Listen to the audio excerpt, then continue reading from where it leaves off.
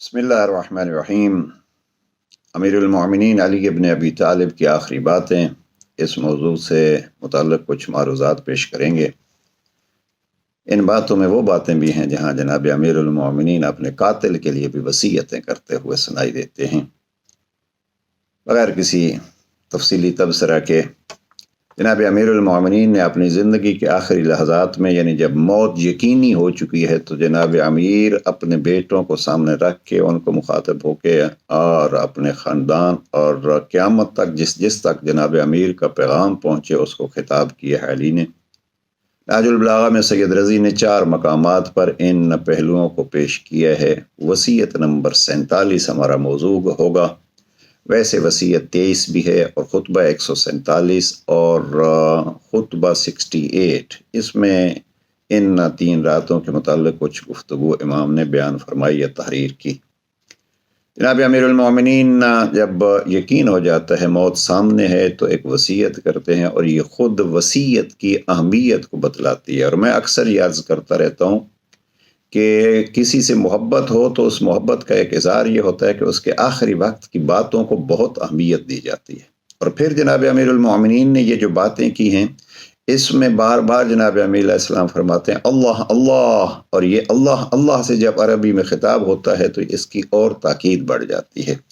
آئیے ہم اس کا ترجمہ اس وصیت کا آپ کی خدمت میں پیش کرتے ہیں، اور کوشش کیجئے وقت نکال کے نہج البلاغہ کو پڑھیے اور ان فرامین پر غور کیجئے۔ ہم نے الگ بھی اس وصیت 47 کوئی 25 صفحات پہ کا مقالہ سا تحریر کیا ہے، جو ہماری ویب سائٹ پہ موجود ہے، اس کو بھی دیکھا جا سکتا ہے۔ جناب امیر المومنین کی اس وصیت کی ہیڈنگ سید رضی نے جو دی ہے، جب آپ علیہ السلام کو ابن ملجم لعنہ اللہ ضربت لگا چکا، تو آپ نے حسن اور حسین علیہ السلام سے فرمایا، میں تم دونوں کو وصیت کرتا ہوں کہ اللہ سے ڈرتے رہنا، دنیا کے خواہش مند نہ ہونا اگرچہ وہ تمہارے پیچھے لگے، اور دنیا کی کسی ایسی چیز پر نہ کڑھنا جو تم سے روک لی جائے۔ جو کہنا حق کے لیے کہنا، اور جو کرنا وہ اجر اور ثواب کے لیے کرنا۔ عجب جملے ہیں، کونا للظالم خصما وللمظلوم عونا، ظالم کے دشمن اور مظلوم کے مددگار بن کے رہنا۔ یہاں تک مخصوص گفتگو تھی، اور پھر فرمایا اوصیکما وجمیع ولدی واہلی ومن بلغہ کتابی، میں آپ دونوں بیٹوں کو، اپنے پورے اولاد کو، اپنے سارے خاندان کو،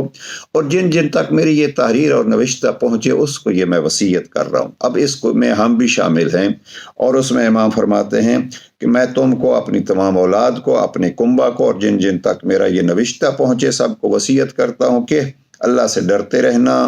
اپنے معاملات درست اور آپس میں تعلقات سلجھائے رکھنا۔ اس کو بہت اہمیت دی ہے امام نے، اور لفظ امام نے استعمال کی ہے صلاح ذات بینکم، آپس کے تعلقات سلجھائے رکھنا، کیونکہ میں نے تمہارے نانا رسول اللہ صلی اللہ علیہ وآلہ وسلم کو فرماتے سنا ہے کہ آپس کی کشیدگیوں کو مٹانا عام نماز روزے سے افضل ہے۔ اب یہاں جناب امیر علیہ السلام اس انداز کو اپناتے ہیں، اللہ اللہ فی الایتام، دیکھو یتیموں کے بارے میں اللہ سے ڈرتے رہنا، ان کا پر بھوک پیاس کی نوبت نہ آئے، اور تمہاری موجودگی میں وہ تباہ و برباد نہ ہو جائیں۔ پھر ہمسایوں کا تذکرہ ہے، اپنے ہمسایوں کے بارے میں اللہ سے ڈرتے رہنا، کیونکہ ان کے بارے میں تمہارے پیغمبر نے برابر ہدایت کی ہے، اور آپ صلی اللہ علیہ وآلہ وسلم اس حد تک ان کے لیے سفارش فرماتے رہے کہ ہم لوگوں کو یہ گمان ہونے لگا کہ آپ انہیں بھی ورثات دلائیں گے، یعنی ہمارا وارث بنا دیں گے۔ پھر امام فرماتے ہیں قرآن کے بارے میں اللہ سے ڈرتے رہنا، اور یہاں ہم جیسوں کے لیے جو ہم دعوے دار ہیں کہ ہم علی کی شیعہ ہیں، ایک ہمیں مقابلے کی صورت پیش کی ہے۔ جناب امیر علیہ السلام فرماتے ہیں قرآن کے بارے میں اللہ سے ڈرتے رہنا، ایسا نہ ہو کہ دوسرے اس پر عمل کرنے میں تم پر سبقت لے جائیں، عمل قرآن میں کوئی آپ سے آگے بڑھ نہ جائے۔ یہ علی امیر المومنین کی خواہش اور وصیت۔ آگے امام فرماتے ہیں اپنے پروردگار، نماز کے بارے میں اللہ سے ڈرنا، کیونکہ وہ تمہارے دین کا ستون ہے۔ پھر کعبہ کے بارے میں فرمایا اپنے پروردگار کے گھر کے بارے میں اللہ سے ڈرنا، اسے جیتے جی خالی نہ چھوڑنا، کیونکہ اگر یہ خالی چھوڑ دیا گیا تو پھر عذاب سے مہلت نہ پاؤ گے۔ پھر جناب امی علیہ السلام فرماتے ہیں جان مال اور زبان سے راہ خدا میں جہاد کرنے کے بارے میں اللہ کو نہ بھولنا۔ پھر امام فرماتے ہیں یہ پھر تعلقات اور انسانی روابط کے بارے میں امام فرماتے ہیں اور تم کو لازم ہے کہ آپس میں میل ملاپ رکھنا بالتواصل، یہ قرآن مجید کا بھی بڑا واضح سا حکم ہے تواصل کے الفاظ کے ساتھ، اور ایک دوسرے سے اعانت کرنا، مدد کرتے رہنا، اور خبردار ایک دوسرے سے پیٹھ پھیرنے اور تعلقات توڑنے سے پرہیز کرنا۔ پھر امر بالمعروف اور نہی عن المنکر کے بارے میں امام فرماتے ہیں نیکی کا حکم دینے اور برائی سے منع کرنے سے کبھی ہاتھ نہ اٹھانا، ورنہ بد کردار تم پر مسلط ہو جائیں گے، پھر دعا مانگو گے تو قبول نہیں ہوگی۔ آخری حصے میں یہ ہے امام علیہ السلام نے تقریباً 15 چیزیں جو امام نے یوں آخری وصیت میں اور امام کی آخری باتوں میں یہ ہمارے لیے احکام ہیں۔ آخر میں ایک عجب سا عدالت امام کا کہیے، امام علیہ السلام کے دشمن کے ساتھ بھی برتاؤ کو پیش کیا جا سکتا ہے ان الفاظ سے۔ امام نے قاتل کے لیے وصیت کی ہے اور پورے خاندان کو وصیت کی، یا بنی عبد المطلب، اے عبد المطلب کے بیٹوں اور اولاد، ایسا نہ ہونے پائے کہ تم امیر المومنین قتل ہو گئے، امیر المومنین قتل ہو گئے کہ نعرے لگاتے ہوئے مسلمانوں کے خون سے ہولی کھیلنا شروع کر دو۔ یہ 3 جملے میں گزارش کروں گا کہ آپ یاد رکھیے، اور آج حقوق انسانی کے بڑے علمبرداروں کو بھی یہ اگر پہنچ سکتے ہیں تو یہ ہے وہ علی، اور یہ جس کے لیے جناب ایک عیسائی رائٹر نے جورج جرداق نے پوری کتاب لکھی ہے، علی صوت العدالت الانسانیہ،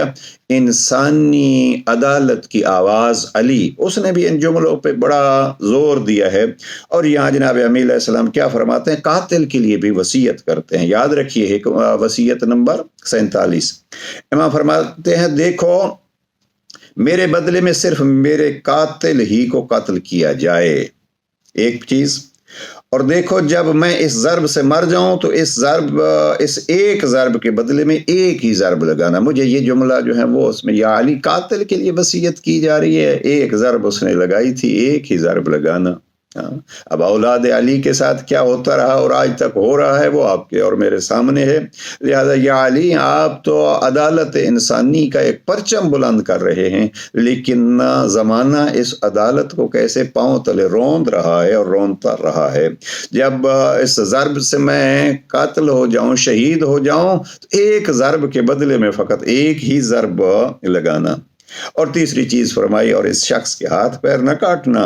کیونکہ میں نے رسول اللہ کو فرماتے سنا ہے کہ خبردار کسی کے بھی ہاتھ پیر نہ کاٹو، اگرچہ وہ کاٹنے والا کتا ہی کیوں نہ ہو۔ یہ ہے وہ علی کی آخری باتیں، آئیے کوشش کریں ان پر غور کریں، ایک دوسرے کے ساتھ بیٹھ کے، یہی ہے ذکر علی۔ ذکر علی فقط یہ نہیں ہے کہ کوئی خطیب بیٹھا ہو اور گفتگو ایسی کرے، ہم نعرے اور صلوات پڑھ لیں اور وہ ذکر تمام ہو، نہیں۔ ذکر کا ایک بہترین ذریعہ یہ ہے کہ علی کے کلام کو کھولیے، نہج البلاغہ کو بیٹھ کے اپنے بچوں کے ساتھ، اپنی فیملی کے ساتھ، اپنے دوستوں کے ساتھ، اور خواہ 2 بندے ہوں خواہ 4 بندے ہوں، اس وصیت کو، ان دنوں میں شہادت کے ایام ہیں، دہرائیے ان وصیت کے جملوں کو اور کہیے یا علی ہم اگر کوفہ کے اس